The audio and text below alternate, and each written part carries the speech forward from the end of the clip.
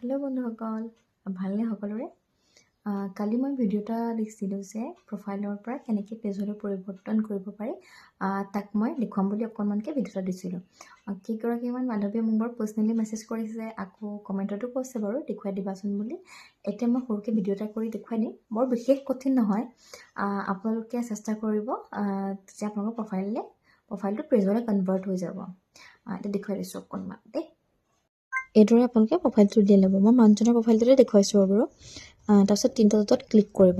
তাৰপিছত এইদৰে আপুনি দেখিছে নহয়, টাৰ্ণ অন প্ৰফেশ্যনেল মোড অন কৰি দিলে। তাৰপিছত টাৰ্ণ অন, সেইটো ক্লিক কৰাৰ পিছত অলপমান নেক্সট অপশ্যন আহিব।